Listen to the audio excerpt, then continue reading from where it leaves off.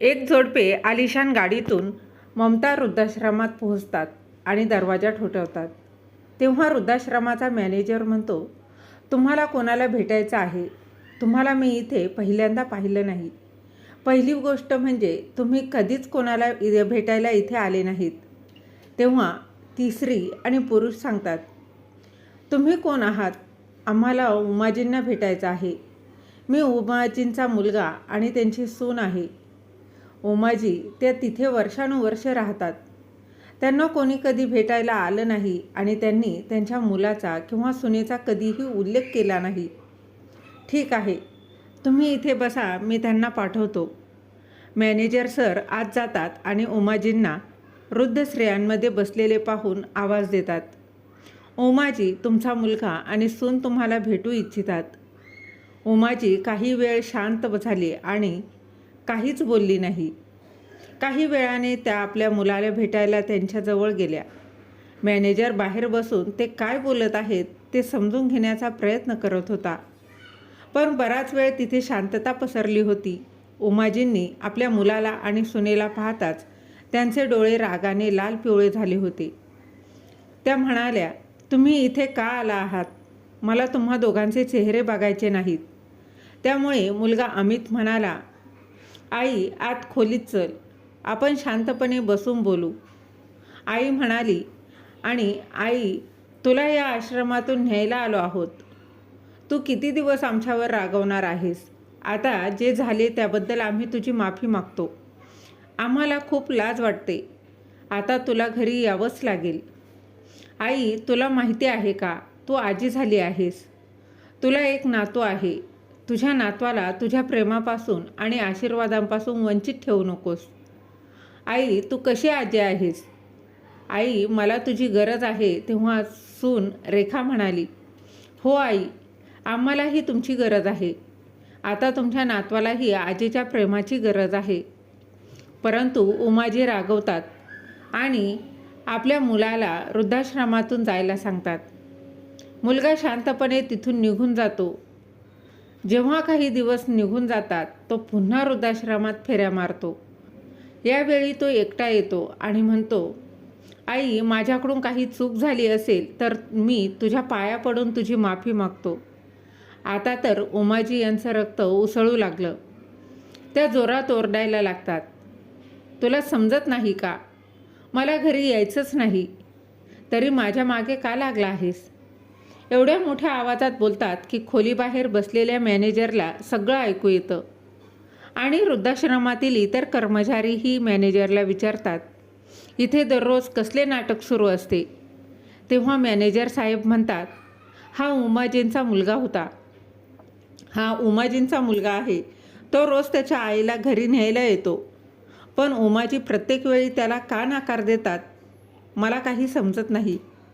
हे जग म्हणतं की मुलांचे हेतू बदलतात, पण इथे तर मला आई चुकते असं वाटत आहे. बघा तर तो मुलगा पुन्हा पुन्हा त्याच्या आईला घ्यायला येतोय. परंतु ही कसली आई? या वृद्ध आईला आपल्या मुलाच्या भावना अजिबात समजत नाहीत. ती त्याला वारंवार शिव्या देते आणि इथून हाकलून देते. मॅनेजर त्याच्याकडे बघतच राहतो.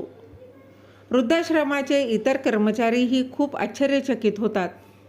अमित त्याच्या आईला न घेता त्याच्या घरी परततो आणि घरी पोचल्यावर त्याची पत्नी रेखा म्हणते, काय झाले? आई आली आहे का नाही? आजही तिने नकार दिला. रेखा चेहरा उदास करत म्हणाली, मला तर माहिती होतं आई येणार नाहीत, परंतु तुम्ही तुमच्या हट्टावर ठाम होतात की मी आईला समजावेन. हे तर तुझ्या डाव्या हाताचं काम आहे. रेखा, आई आपल्यावर खूप रागवली आहे. थोडा वेळ तरी दे, सर्व काही ठीक होईल. शेवटी आई किती दिवस आपल्या मुलांवर रागवू शकते? बघ, ती या घरात परत नक्की येणार. आम्ही म्हणाला आणि अमित म्हणाला. दुसरीकडे वृद्धाश्रमाचे व्यवस्थापक श्री बाहिते उमाजींच्याकडे जातात आणि म्हणतात, आई, तू ठीक आहेस ना? हो बेटा, मी ठीक आहे. आई, तुझी हरकत नसेल तर मी तुला एक प्रश्न विचारू का? उमाजी म्हणतात, विचार बेटा. तेव्हा मॅनेजर म्हणतात, दररोज भेटायला येणारा हा मुलगा तुझा मुलगा आहे की आणखी कोण? उमाजी म्हणतात, हो, तो माझाच मुलगा आहे. मॅनेजर म्हणतात, देव सर्वांना असा मुलगा देऊ. अशी मुलं मोठ्या नशिबाने भेटतात. तू पण खूप नशीबवान आहेस. आई, तो एवढ्या दुरून रोज तुला भेटायला येतो. नाहीतर वृद्धाश्रमात अशी अनेक वृद्ध आहेत ज्यांच्या मुलांनी कधी त्यांना मागे वळून पाहिलेलंही नाही. परंतु तुझा मुलगा वृद्धाश्रमात येतो आणि तुला घरी घेऊन जाण्यासाठी विनंती करतो. तू किती नशीबवान आहेस. आई उमाजी काहीच उत्तर देत नाहीत. त्या फक्त रडतच म्हणतात, हो, मी खूप भाग्यवान आहे. आता मॅनेजर निघून गेला. त्यानंतर एका आठवड्यानंतर अमित पुन्हा वृद्धाश्रमात येतो आणि तो त्याच्या आईला म्हणतो, आई, आता तुझी नाटकं बंद कर. किती त्रास देणार आहेस मला. आता या वेळेस तुला माझ्यासोबत घरी यावंच लागेल. तुला तुझ्या नातवाची शपथ आहे. आणि नातू त्यांच्या मांडीवर ठेवतो. उमाजी म्हणतात, मला माझ्या नातवाची खोटी शपथ देऊ नकोस. आणि रडत रडत त्या म्हणतात, आता तुम्ही लोक इथून निघून जा. मला तुम्हा दोघांची गरज नाही. तेवढ्यात मॅनेजर साहेब आत खोलीत येतो. तोही हा रोजचे नाटक बघून कंटाळला होता आणि तो म्हणाला, हे बघा सर, जेव्हा तुमच्या आईला तुमच्यासोबत जायचे नसेल तर तुम्ही त्यांना त्रास का देताय? तुम्ही लोक दररोज वृद्धाश्रमात तमाशा करायला येता का? अमित म्हणतो, ती माझी आई आहे. मला वाटत नाही तिने वृद्धाश्रमात राहावं. त्यामुळे तुम्ही मध्ये बोलू नका. माझे म्हणणे मी तुम्हाला लोकांना 1000 वेळा सांगितलं आहे की मला घरी जायचं नाही. परंतु तुम्हा लोकांना हे समजतच नाही. तुम्ही इथे वारंवार का येत आहात? जा इथून. आईचे कठोर शब्द ऐकून अमित आणि रेखा तिथून चिडून निघून जातात. आता मॅनेजरचा संयम सुटला. आई, मला या वृद्धाश्रमात काम करून खूप वर्ष झाली, पण आजपर्यंत मी कधीच एका मुलाला आईला घ्यायला इतक्या वेळा वृद्धाश्रम येताना पाहिलं नाही. आई, तू का घरी जात नाहीस? उमाजी त्यांच्या भूतकाळातील गोष्टी मॅनेजर साहेबांना सांगू लागल्या आणि म्हणतात, ही गोष्ट त्या दिवसाची आहे जेव्हा मुलाच्या आणि सुनीचे लग्नाला 2 वर्ष झाली होती आणि तो शहरात एका भाड्याचा फ्लॅटमध्ये राहत होता. उमाजी आणि माधवराव गावात आदळून त्यांची सून रेखा तिचा राग काढत असते. आदळून त्याच वेळी तिचा नवरा अमित ऑफिसला जाणार होता. तो रेखाला विचारतो की तू अशी का करत आहेस? कोणावर रागवली आहेस? तेव्हा रेखा म्हणते, मी तुला किती वेळा सांगितलं आहे, आईबाबांशी बोलून गावातील घर शेत विकून टाक, म्हणजे आपण स्वतःचा नवीन फ्लॅट घेऊ शकू. तुझं एवढं उत्पन्न पण नाही ज्याने आपण नवीन घर खरेदी करू शकतो. तुझ्या पगारातून निम्मी रक्कम हे घरभाडे देण्यासाठी आणि उरलेली अर्धी रक्कम अन्न पाण्यावर खर्च होते. अमित म्हणतो, तू सुद्धा तुझे मित्रमैत्रिणी नातेवाईक यांना पाहून मेकअप इतरांपेक्षा महागडे कपडे घालतेसच ना. प्रत्येक कामासाठी तू घरी मोलकरीण ठेवलीस ना. अरे, घरात आपण 2 जणच आहोत. तू पण घरातील काम करू शकतेस. परंतु जर तुला पार्टी आणि मजा मस्तीतून वेळ मिळाला तर घरातील तू कामे करशील ना. हातपाय हलवले नाहीस तर तुला पैसे कसे वाचवावेत हे कसे समजणार? अरे, तू तुझ्या खर्चावर थोडं नियंत्रण ठेव, तरच तू पैसे वाचवू शकशील. अगोदर शहरात फ्लॅट किती महाग आहेत. आम्ही तुझ्या पगाराकडे सर्व करणे अवघड आहे. असं दररोज रेखा तिच्या पतीशी भांडत असे. आणि एके दिवशी तिने बोलता बोलता अमितला धमकीही दिली की तू माझे ऐकले नाहीस तर बघ, मी तुझं घर सोडून निघून जाईन आणि मी तुला घटस्फोटही देऊन टाकेल. तू तर दर महिन्याला भरत राहा घराचा मेंटेनन्स. रेखाचे बोलणे ऐकून अमित अस्वस्थ झाला. ठीक आहे रेखा, मी काहीतरी व्यवस्था करतो. हे बघ, आता दिवाळी आली आहे, त्यामुळे ऑफिसला सुट्टी आहे. आपण काही दिवस गावी जाऊन राहू. रेखा आणि अमित गावी पोहोचले. उमाजी आणि त्यांचा पती माधवराव आपल्या मुलांना समोर पाहून खूप खुश होतात.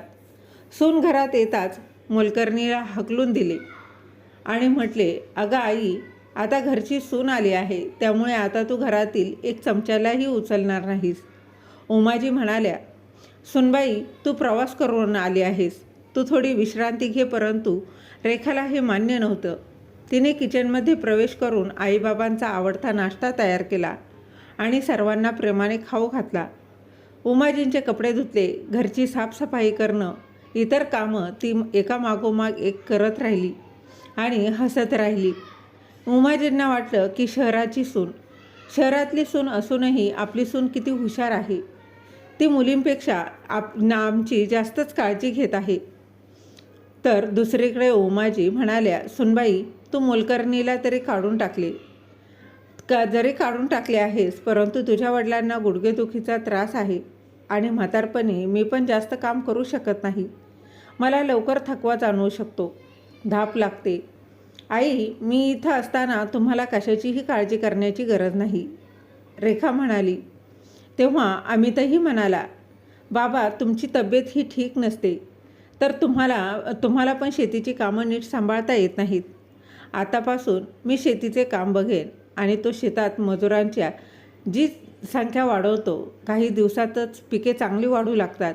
बाबा, आत्तापासून तुम्ही बाजारात भाजी किंवा रेशन आणायला जाणार नाही. जोपर्यंत मी आहे तोपर्यंत तुम्ही कुठेही जाणार नाही. तुम्ही आता निश्चिंत राहा. मुलगा आणि सून रात्रंदिवस आईवडिलांची सेवा करायचे. रेखा दिवसभर सासूबाई हे खा, सासूबाई ते खाला, सासूबाई असं राहा, जा दिवसभर सासूबाई आईला सल्ले देत असे आणि नेहमी त्यांच्या आजूबाजूला फिरत असते. ओमाजी तर स्वतःला नशिबान समजू लागल्या. माझी सून इतकी चांगली आहे, अरे देवा, कोणाची नजर लागू नये. रात्री त्यांच्या पायाला मसाज केल्याशिवाय रेखाला झोप येत नव्हती. तेव्हा उमाजी म्हणत होत्या, सुनबाई, तू दमली असशील, जा आराम कर. आई असं म्हणत, देव आईवडिलांच्या चरणी आहे आणि मलाही तुमच्या आशीर्वादाची गरज आहे. ती जीव तोडून उमाजी आणि माधवराव यांची सेवा करत होती आणि त्यांच्याकडून जमीन, मालमत्ता, दागिने, कपडे, पैशांची माहिती गोड बोलून घेतली. इथे रात्री उमाजी आणि माधवराव आपापसात बोलत होते. उगाच आपण विचार करत होतो की आपल्या मुलाचे लग्न श्रीमंत घरातील मुलीशी झाले आहे तर ती गर्विष्ठ असेल, पण आपली सून साक्षात लक्ष्मी आहे, अन्नपूर्णापेक्षाही कमी नाही. खरे सांगायचे तर आपला मुलगा पण कमी भाग्यवान नाही.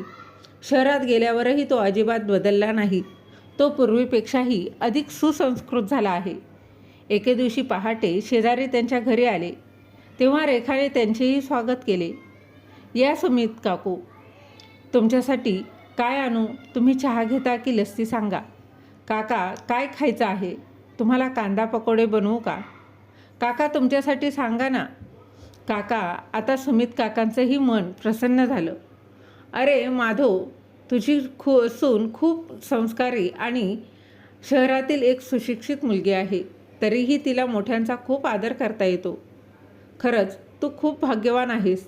आपल्या मुलाची आणि सुनेची स्तुती ऐकून माधवरावजी यांची छाती अभिमानाने फुलली. संपूर्ण गावात माधवराव ताटामाटाने चालत फिरत होते, ताठमानेने चालत होते. त्यांचं मन आपल्या मुलाची आणि सुनेची स्तुती पाहून आनंदित झालं. आपल्या सुनेचे प्रेम आणि आपुलकी पाहून आता तर उमाजी आणि माधवराव यांनी शहरात जाण्याचा निर्णय घेतला होता. हा सर्व विचार करत असताना एक दिवस माधवरावजींनी त्यांच्या मुलाला विचारले, बेटा, तुझ्या भाड्याच्या घरात किती खोल्या आहेत? तेव्हा अमित म्हणाला, बाबा, 2च खोल्या आहेत. एक माझी खोली आणि एक स्वयंपाकघर. तिथे एक छोटीशी स्टोअर रूम आहे. त्यात पाहुणे आले तर त्यांना खूप त्रास होतो. सध्या आम्ही 2 लोक आहोत, त्यामुळे ठीक आहे. उद्या आम्हाला मुले होतील तेव्हा खूप त्रास होईल. तुम्हाला तर माहिती आहे शहरात भाडे किती जास्त आहे. माझ्या पगाराचा अर्धा भाग फक्त भाडे भरण्यातच जातो आणि जे काही उरतं त्यात फक्त मी आणि माझी पत्नी मोठ्या कष्टाने आमचे घर चालवू शकतो. कधीकधी आम्ही मोलकरणीचे हे पैसे रोखून ठेवतो.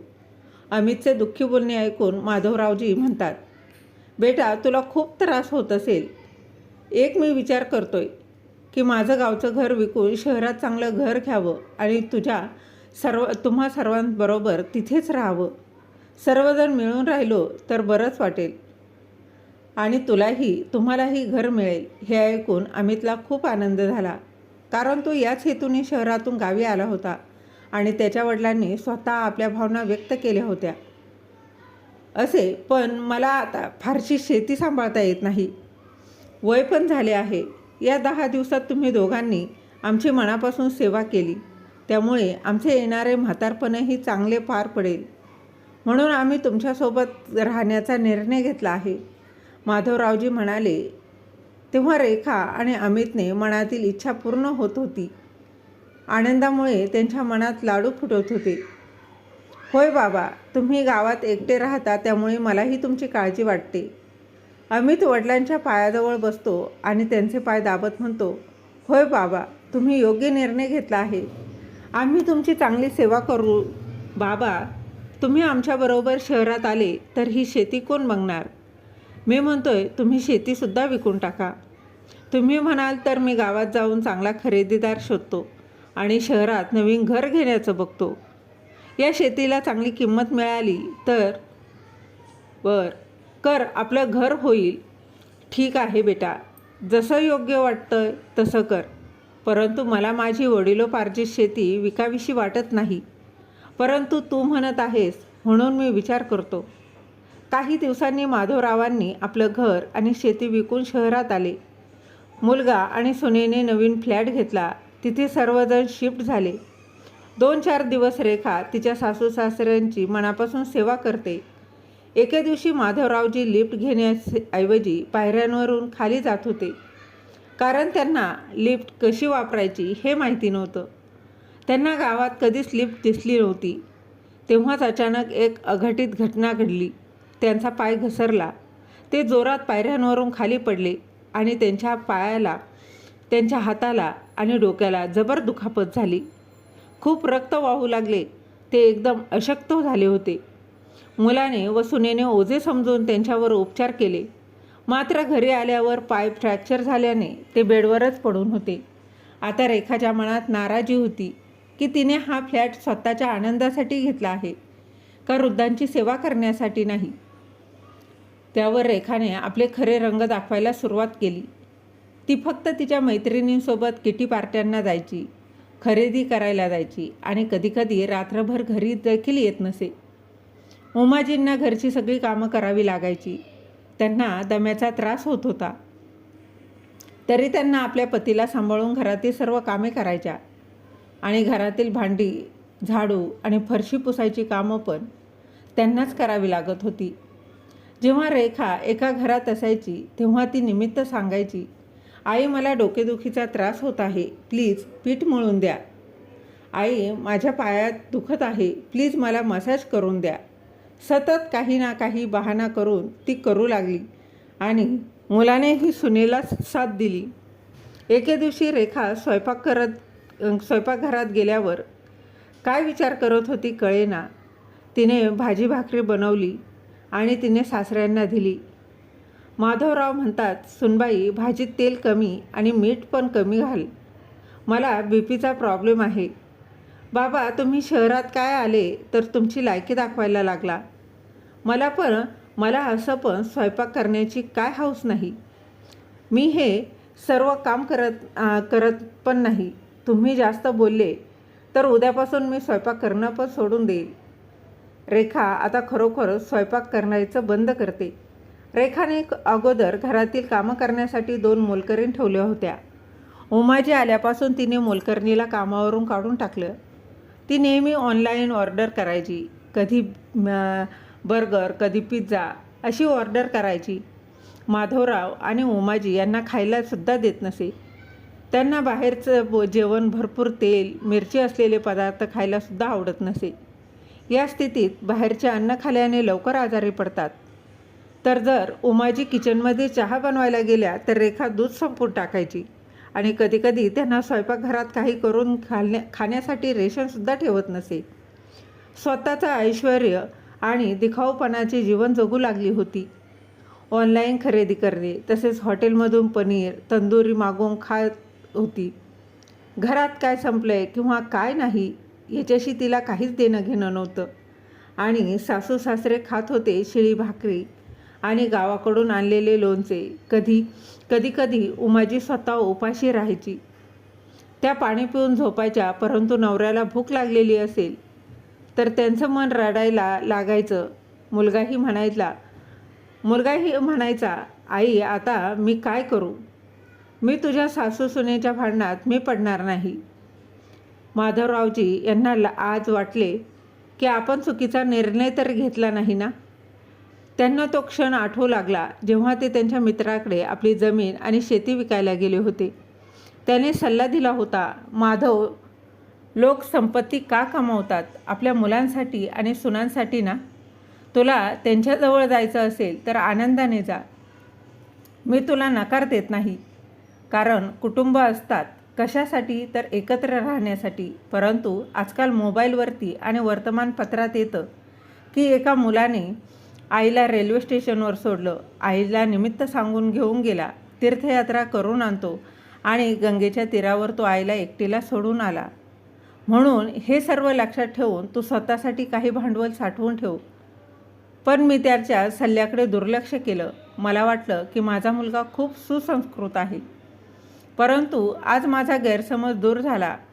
हळूहळू खाणेपिणे वेळेवर न मिळाल्याने माधवरावजी यांची तब्येत आणखीनच बिघडू लागली.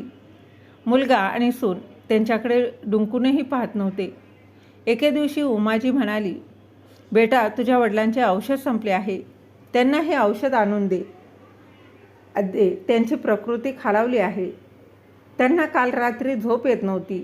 हे ऐकून नशेत गुंग रेखा म्हणाली, आई, तुम्ही काहीच कमवत नाही आणि दिवसेंदिवस औषधांच्या स्लिप आपल्या मुलाला दाखवत राहा. पाहता सुनबाई, हे घर आम्ही आमच्याच पैशात घेतलं आहे, ज्याचा आज तुला अभिमान आहे. कालपर्यंत तू माझी खूप छान सेवा करायचीस आणि खूप गोड बोलायचीस. आता आम्हाला समजले की तुम्ही लोकांनी आमचं घर बळकवलं आहे. हा सापळा रचला होता आई. तुम्हाला आता समजलं? तर तुम्ही लोक इथं काय करत आहात? तुम्ही इथून जात का नाहीत? इथे तुम्हा लोकांसाठी काय ठेवलं आहे? बेशरम लोकांसारखं इथे का पडून आहात? तुम्हाला काय वाटतं, तुमच्या म्हातारपणात तुमची सून तुमची सेवा करेल, तुमची मॉलिश करेल? हे सर्व काम मी माझ्या आईचे पण करणार नाही, तर सासू काय महत्त्वाची असेल? मला माझ्या स्वतःचा फ्लॅट घ्यायचा होता, म्हणून मी अमितला म्हणाले, चल आपण गावाला जाऊ आणि आता सर्व सत्य तुम्हाला समजलं. एवढं बोलल्यावर रेखा हसायला लागली. माधवजी गप्प बसले नाहीत. ते म्हणाले, सुनबाई, हे घर मी तुला विकत घेऊन दिले, हे तू विसरू नकोस. मग काय झालं? तुम्ही उपकार केलेत का? हे घर माझ्या पत्नीच्या उमाच्या नावावर आहे. अहो बाबा, जेव्हा नोंदणी चालू होती तेव्हा अमितने गुपचूप त्या पेपरवर माझी स्वाक्षरी घेतली आणि आईची दुसऱ्या पेपरवर सही घेतली होती. तो वकील अमितचाच मित्र होता. तुम्हा लोकांना वाटले तुमचा मुलगा आणि सून खूप सभ्य आहेत, म्हणून आता तुम्ही हे पेपर वाचण्याचा प्रयत्न करा की घरची कागदपत्रे आहेत. कोर्टवर पडून तुम्ही सगळ्यांना त्रास दिला आहे. तुम्ही दोघेही पैसे कमावत नाहीत. असे म्हणत रेखा नेहमीप्रमाणे तिच्या मैत्रिणींसोबत फिरायला निघून गेली. माधवरावजी रात्रभर हाच विचार करत राहिले की सकाळी उमाजी शेजारी जाऊन दूध, चहा, पाणी घेऊन माधवरावजींकडे आली. तेव्हा त्यांनी पाहिले त्यांचे पती मरण पावले आहेत. ते श्वास घेत नाहीत. त्यांचे आयुष्य तर उद्ध्वस्त झाले. त्या अनियंत्रितपणे रडत होत्या आणि त्यांच्या खोलीत पुतळ्यासारखी पडून राहिल्या होत्या. मुलाने कसं तरी त्यांच्या वडिलांचं अंत्यसंस्कार करून हात झटकले. आईचे आयुष्य तर उद्ध्वस्त झाले होते. आईच्या आयुष्याला मुलगा आणि सुनेने मिळून नरक केलं होतं. त्यांची सून रेखा येते आणि म्हणते, आई, तुमचा शोक संपला असेल तर घरात खूप कामं आहेत, ते काम करा. असं खोलीत पडून राहिलात तर बाबा परत येणार नाहीत. आता दिवाळी येत आहे, हा घ्या झाडू. पाठदुखीचे निमित्त आता पुरे. साफसफाई करण्यासाठी उठा, आता खूप शोक झाला आहे. साफसफाई केल्यावर स्वयंपाकघरात भांडी पडली आहेत, जा आणि ते देखील साफ करा. माझे मित्र आणि मैत्रिणी दिवाळी साजरी करण्यासाठी माझ्या घरी येत आहेत. तेव्हा हा तुमचा रडणारा चेहरा सुधरा. आणि उमाजींनी 2-4 दिवस नीट जेवणही घेतलं नव्हतं. सुनेने त्यांना भाकरी ही खायची का नाही हे देखील विचारलं नाही. पण हो, काम त्यांच्याकडून जबरदस्ती करू घेत होती. उमाजी खूप अशक्त झाल्या होत्या. तरीही त्यांच्या सुनेचा आग्रहास्तव त्यांनी रडत रडत काम करायला सुरुवात केली. आता त्यांना खूप भूक लागली होती. सर्वांसाठी स्वयंपाक करून सर्वांना खाऊ घातल्यावर जेव्हा त्या स्वतः जेवायला बसल्या तेव्हा त्यांची सून येऊन म्हणाली, "काय झालं आई? तुम्ही तर शोक करत होतात ना, आणि इथे गरमागरम पदार्थही खातात."